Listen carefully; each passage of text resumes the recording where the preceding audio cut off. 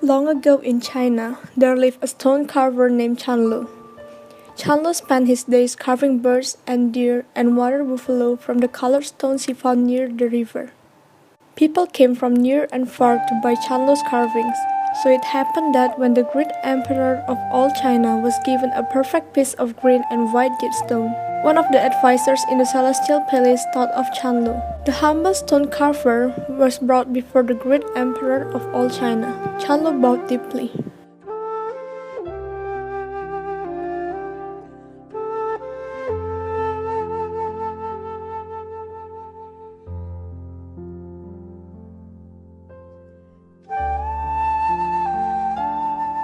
The emperor's men carried the precious stone to Chanlu's garden. Chanlu had never seen such a perfect piece of jade. The great emperor had commanded a dragon of wind and fire. Chanlu wondered if that was what the stone wanted to be.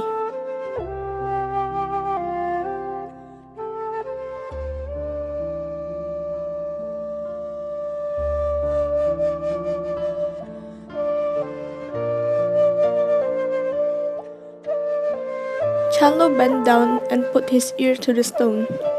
From deep inside came a gentle sound.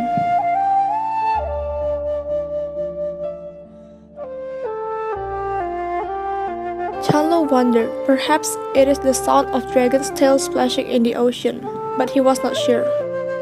That evening, he thought about dragons.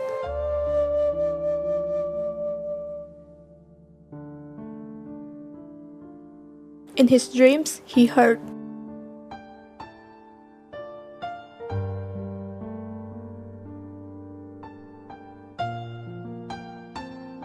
The next morning, Chanlu went to the garden.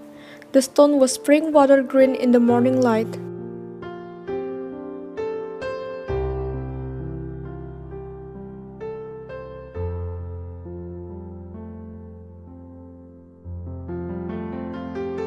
Chanlu put his ear to the green and white jade and listened.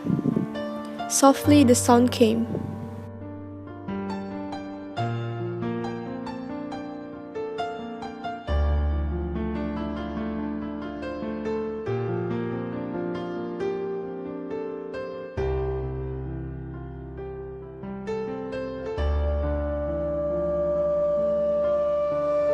But these were not mighty dragon bubbles coming from the rock. They were gentle, lazy, playful sounds. Chanlu's heart grew heavy, for he had not heard the emperor's dragon. That evening, he tried to think again about dragons. When he went to bed, he heard the sound of. In the middle of the night, Chanlu awoke. He walked into the moonlit garden.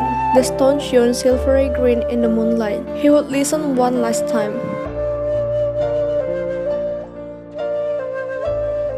He put his ear to the stone. Silence.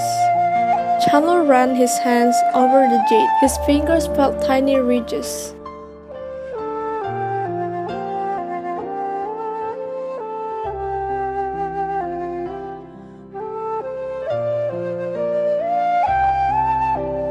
But Chanlu knew these small, delicate ridges were not dragon scales.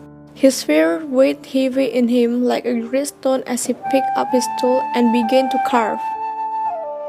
He worked slowly and carefully for a year and a day. Early in the morning, before the birds were awake, Chanlu wrapped the jade carving in a cloth and set out for the celestial palace. Chanlu entered the great hall where the three advisors sat waiting for the great emperor of all China. He placed the jade stone on the table in the center of the room. Soon the emperor's advisors grew curious. They scurried to the jade stone and peeked under the cloth.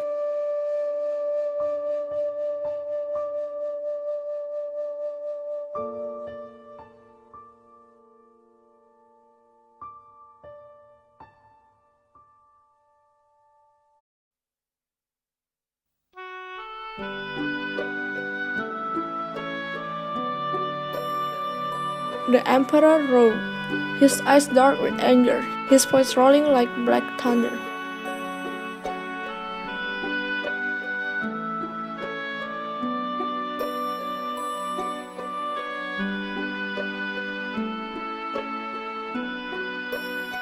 The emperor's word burned Chanlo's ears.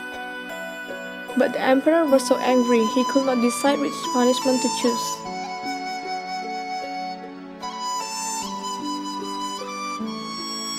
Chanlo was lifted by two palace guards, then dragged down many flights of stairs and thrown into a black prison cell. The emperor ordered that the jade stone be removed from the celestial palace. The carving was placed outside, near the reed of the reflecting pool.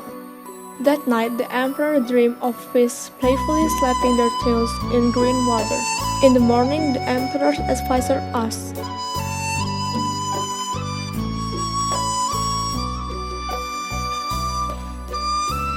The next night, the emperor dreamed of fish gliding smoothly through deep, clear water. In the morning, the emperor's advisor asked,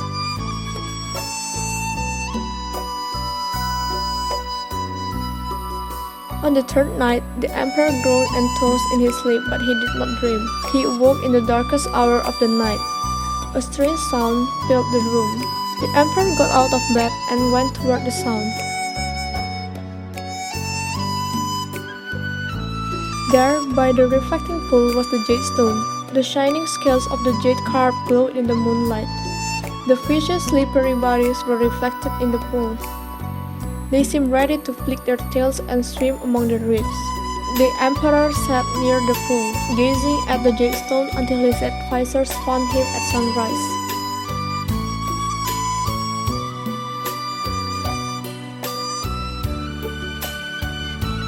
The great emperor smiled an imperial smile.